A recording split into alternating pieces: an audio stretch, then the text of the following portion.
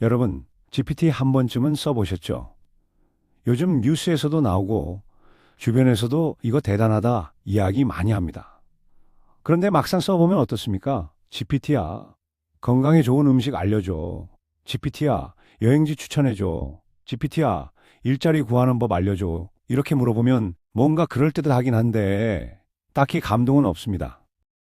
그래서 많은 분들이 이렇게 말합니다. 이게 그렇게 대단해? 그냥 검색이랑 뭐가 달라? 생각보다 별거 없네? 그런데요, 문제는 GPT가 아닙니다. 우리가 GPT를 검색창처럼 쓰고 있기 때문입니다. GPT는 네이버 검색창이 아닙니다. 키워드 하나 던지고 끝내는 도구가 아닙니다. GPT는 대화하면서 완성해가는 도구입니다. 어떻게 질문하느냐에 따라 결과는 완전히 달라집니다. 똑같은 GPT인데 누군가는 비서처럼 쓰고 누군가는 그냥 장난감처럼 씁니다. 오늘 영상에서는 왜 대부분의 사람들이 GPT를 제대로 못 쓰는지, 그리고 어떻게 하면 정말 똑똑하게 활용할 수 있는지 아주 쉽게 알려드리겠습니다. 지금부터 딱 5분만 집중해 보십시오. 아마 사용 방식이 완전히 달라질 겁니다.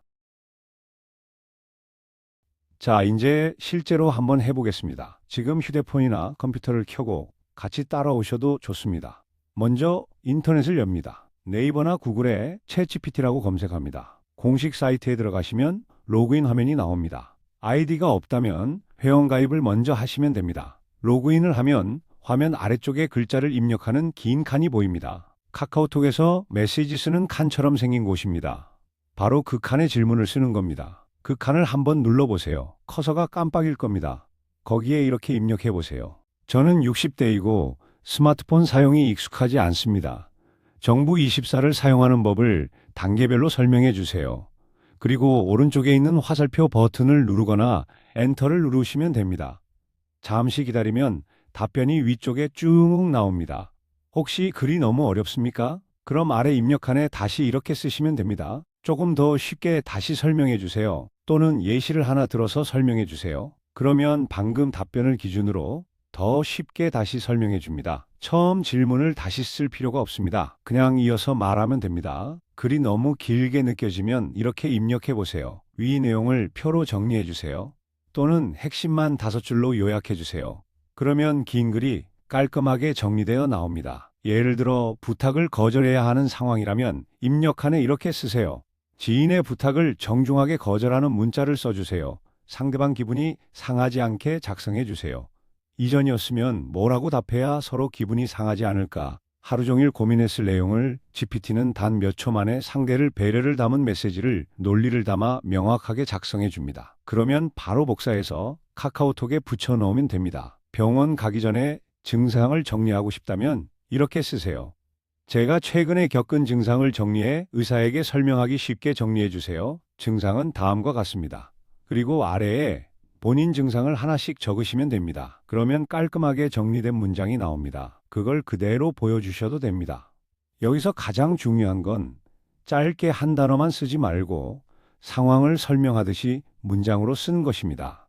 GPT는 짧은 키워드보다 설명하는 문장을 더 잘 이해합니다. 어렵게 생각하지 마십시오. 그냥 사람에게 말하듯이 입력칸에 써주시면 됩니다. 자, 이제부터가 진짜 중요한 부분입니다. 그래서 이걸 어디에 쓰면 좋을까? 생각보다 활용할 수 있는 곳이 정말 많습니다. 첫 번째, 가짜 뉴스 확인할 때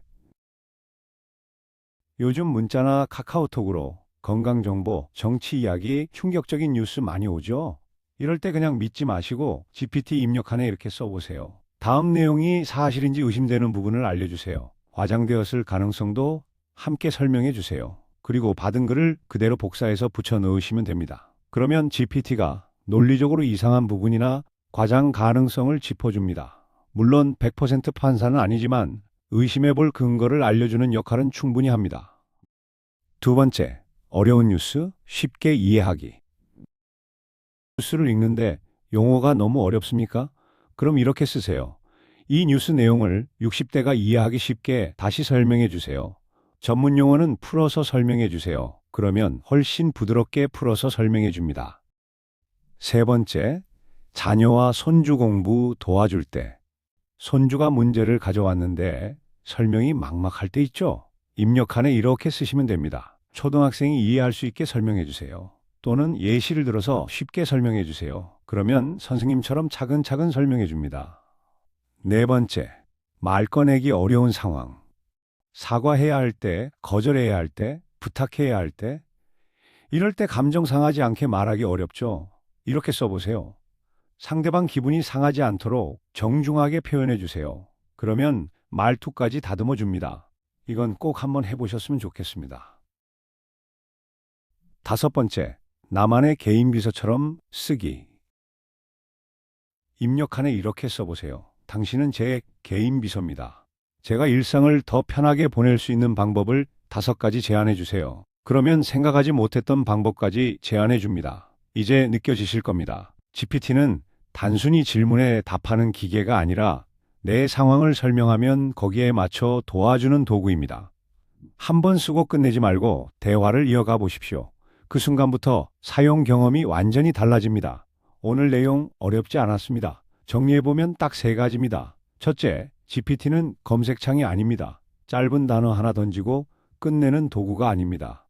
둘째, 상황을 설명하듯이 문장으로 입력하십시오. 내 나이, 내 상황, 원하는 방식까지 같이 적어주면 답변의 수준이 완전히 달라집니다. 셋째, 한 번에 끝내지 말고 계속 이어서 대화하십시오. 더 쉽게 설명해줘. 예시를 들어줘. 표로 정리해줘. 이렇게 말하면 점점 더 나에게 맞는 답이 됩니다. 어렵게 생각하지 마십시오. 그냥 사람에게 말하듯이 쓰시면 됩니다. 오늘 영상 보신 김에 지금 바로 한번 실행해 보십시오. 입력칸에 이렇게 써보세요. 저는 60대이고 디지털이 익숙하지 않습니다. 제 일상을 조금 더 편하게 만드는 방법을 구체적으로 알려주세요. 아마 생각보다 훨씬 도움이 되는 답변을 받으실 겁니다. 이제 GPT는 어려운 기술이 아니라 잘만 쓰면 내 옆에 두는 개인 비서가 됩니다. 천천히, 부담 없이 하나씩 써보시면 됩니다. 저희는 대한민국 시니어분들을 위해 꼭 필요한 정보들을 올려드리고 있습니다. 구독, 좋아요 누르시면 놓치면 손해보는 정보들을 저희가 다 챙겨드립니다. 은퇴 상위 1%였습니다. 감사합니다.